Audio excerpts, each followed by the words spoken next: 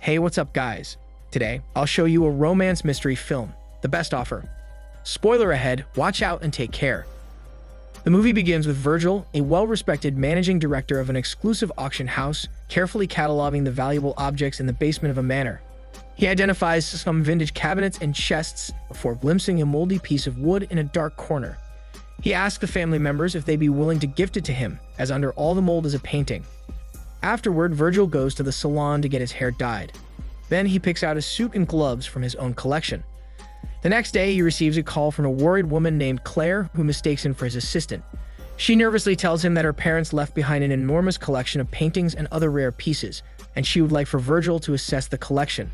Virgil, still pretending to be his assistant, informs her that Virgil doesn't do initial appraisals. Claire insists that her father instructed her to trust Virgil, and only Virgil when it comes to the collection. Intrigued, Virgil goes to Claire's address, but no one answers the door. Later that day, Virgil conducts an auction. One of the pieces sold as a portrait, and it was bought by an old gentleman with long gray hair. Virgil then meets with the same gentleman, who turns out to be an old friend named Billy. He helps Virgil acquire valuable paintings by posing as a buyer, while Virgil auctions the paintings as being made by a different artist, thereby lowering the price significantly. Billy then buys the pieces and gives them to Virgil, with monetary compensation for him, of course. Because of this scam, Virgil has accumulated a very expensive collection of portraits. Billy also does paintings as a hobby, and although they are friends and partners, Virgil doesn't mince words when he says that Billy is not a true artist. That night, Virgil hides his newly acquired portrait in his secret room, behind his glove collection. The room is filled from top to bottom with beautiful portraits of women. The next morning, Claire calls Virgil and tries to explain why she stood him up. She says that she was in a car accident and apologizes for not making it to their appointment. Virgil softens upon hearing that she was hurt, and he promptly makes plans to meet Claire once more. He then goes to Claire's ancestral mansion again, and he is greeted by the caretaker. However, Claire couldn't make it again because she has a fever, but she instructed the caretaker to show Virgil around the house. The once grand mansion has been run down since Claire's parents died in quick succession a year ago, but every room is filled with promising art pieces. Virgil asks to see the cellar, and the caretaker leads him to a dusty room downstairs. Like the rest of the house, it's filled with furniture too. Virgil notices a strange metal gear lying on the floor. He takes the piece of metal to Robert, a trusted mechanical repairman. However, he couldn't tell Virgil much about the gear and its function. Virgil eventually starts cataloging the artifacts inside Claire's house. She promised she'll meet him there, but it's been hours and there's no sign of her yet. Virgil remarks that the house has been changed since he last visited, such as the key to the piano suddenly appearing and a glass pane in a cabinet is broken. Virgil tells the caretaker that if Claire doesn't show up soon, he will stop the inventory immediately. The caretaker gets Claire on the phone, and Virgil furiously tells her that he no longer wants to do business with someone who can't be transparent with him. Suddenly, one of the workers heaving a ladder loses its grip on it, and the ladder falls down the stairs, emitting a screeching sound. Virgil hears the same sound coming from Claire's end. This means that the woman is probably inside the house too and is hiding from Virgil in a nearby room. Still on the phone, Claire explains that her car was stolen that morning, and she had to go to the police station to report it. Virgil walks around the house trying to find where she is. Claire's voice begins to echo, and he commands that she show herself. She cuts their conversation short and tells him that she'll tell him everything if he calls later that night. Afterward, Virgil visits Robert again, who has inspected the gear, and noticed that the parts were melded together using an 18th century technique. This makes the gear and whichever contraption it belongs to very rare indeed. That night, Virgil dines with the caretaker and bribes him with money to tell him more about Claire. The caretaker reveals that in the little more than a decade he served her family, he has never seen Claire's face, not even once. Alone at his house, Virgil calls Claire. Contrary to what she promised him, she tells him that she wishes for Virgil to stop all ongoing operations regarding her family's belongings. The next day, Virgil conducts another auction. He presents an $8 million worth portrait as a forgery, and his friend Billy is in the audience again to bid on it. The auction ends at $90,000, which he sells to Billy, but an old woman protests and says that she put in her bid first. The other people also back up the woman's claim. Virgil has no choice but to honor her bid. Of course, the woman just thinks she bid on an excellent forgery, not knowing that it was an authentic portrait costing so much more. Meanwhile, Robert excitedly tells Virgil that he has found Jacques Vaucanson's signature on one of the gear pieces. Vaucanson was a famous maker of automatons in the 18th century, and this means that there must be an automaton among Claire's possessions. Robert says that if Virgil can get the other pieces, he can possibly rebuild the automaton. Virgil's assistant informs him that Claire has called and wants him to visit the mansion again to meet with her. He accepts and goes to her house again. She speaks to him behind a wall and tells him that she hasn't left her house since she was 13 because she is agoraphobic. She tells him that she feels like they are kindred spirits because he's seen how he always wears gloves, and she thinks that Virgil is afraid of touching other people the same way that going outside frightens her.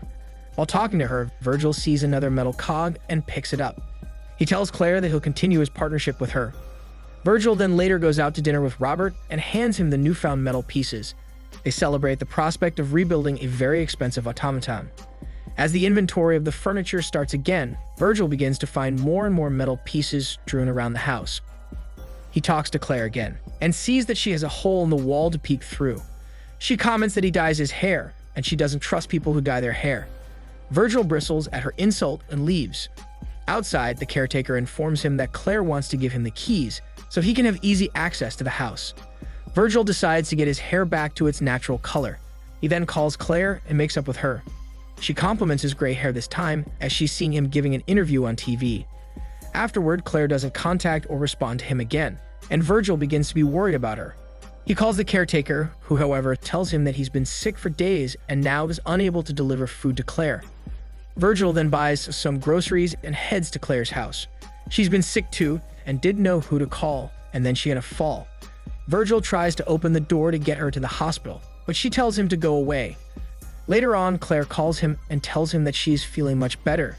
She also reveals that she works as an author and writes under a pseudonym. On the other hand, while Robert tinkers with the metal pieces that Virgil brings, Virgil asks him for advice on how to handle the growing closeness between him and Claire. Virgil pretends that it isn't him, but a friend who is falling for a woman trapped in a room. After one afternoon of working on the inventory with Claire, Virgil tells her he's leaving, but he hides behind a statue to finally see her. A pretty woman emerges from the room, and Virgil quietly leaves the mansion. Billy visits Virgil and gives him the painting they lost to the old woman. He tells him that he bought the painting from her because he knows how upset Virgil was when they weren't able to get it. On Claire's birthday, Virgil visits her with a bouquet of flowers, but she is enraged over the low valuation of the pieces. He assures her that the bids will go higher than that, but she feels insulted. Virgil is equally angry at her too and throws the flowers away. That night, she calls him while he's eating dinner alone. She is crying and despondent at how afraid she is of going outside. He immediately comes over and tries to persuade her to see a therapist regarding her agoraphobia, but Claire is much more comfortable speaking with him than a therapist. He notices that she moved one of the paintings, a portrait of a dark-haired woman. She tells him that it was her mother. Once again, Virgil pretends to leave, but hides behind the statue to spy on Claire. She walks out of the room in a bathrobe and talks to a director on the phone about Virgil. But Virgil drops his phone and she gets scared that there is someone in the house with her. He runs away, and Claire calls his phone to ask him for help. He returns and confesses that it was him spying on her. Claire gets angry at him and orders him to leave. But as he's walking down the stairs, Claire walks up behind him. Virgil tells her that he is compelled by his emotions to see her, and that he will never hurt her. Thanks to that, she allows him to touch her face. Virgil later shares the developments with Robert as the young man works on the automaton, which is almost completed. He encourages Virgil to surprise Claire to make her feel his affection. Therefore, Virgil splurges on some clothes and makeup for Claire, and she wears a dress for him. She is delighted by his presents. While putting on the makeup, she comes to the realization that Virgil is trying to convince her to go out. She resents him for trying to fix her, and so locks herself in her room. Virgil makes up for his mistake by preparing a lavish dinner for the two of them in Claire's house. He allows Robert to hide behind the statue and see Claire for himself. A few days later, Robert's girlfriend speaks with Virgil and tells him that she's worried that Robert is in love with another woman named Claire. Suspecting that Robert is trying to steal Claire, he confronts Robert in anger and takes back the automaton. Virgil then shows the professional pictures of Claire's art pieces to her. She then shows him her room, where he finds the remaining pieces needed for the automaton. He patches things up with Robert, and they agree to continue working on the automaton. One afternoon, Virgil arrives at her house, but Claire is missing. Together with Robert and the caretaker, they search for her, but to no avail. Virgil gets the idea to search for more secret rooms in the mansion. and down in the cellar, he finds Claire hiding. He gets Claire to a bathtub so she can clean up. She shares that she was in Prague with her first boyfriend, and they used to visit a local cafe there. Later, while walking, a car hit them, and he died. She never went out since then. Claire and Virgil spend a fantastic hormone night together. He is now irrevocably in deep love with her. One night, while walking home, some unknown men assault Virgil and beat him up. Claire finds him and overcomes her agoraphobia by accompanying him to the hospital, which deeply touches Virgil and gains his trust. Later, after Virgil recovers, he and Claire are happy together. So besotted with her, he shows her his secret room, full of priceless portraits in his collections. Claire is amazed by all the art hanging on his walls. Right then, he asks her to live with him, and she accepts. Claire and Virgil go out to dinner with Robert and his girlfriend. Claire informs him that she does not want to sell her family's pieces anymore. Virgil does not care anymore since he is Claire. He also announces that his auction in London next week will be his last. After he concludes his last auction, Billy goes up to him and says that he will miss Virgil. He has also sent him a painting of his to remind Virgil that he has what it takes to be an artist. Soon after, when Virgil returns to his apartment, Claire is not there. He sees the painting that Billy sent and is puzzled because it's the painting of Claire's mother. He picks it up and is about to hang it in his secret room. But to his horror, he finds out that all his expensive portraits are now gone. In the corner is the assembled automaton, playing a mischievous message from Robert taunting Virgil. The stress of the deception is too much for Virgil, and he gets hospitalized.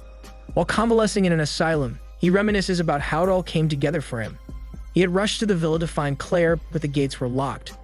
He went to the pub across the street and saw a woman also named Claire, who was actually the true owner of the mansion.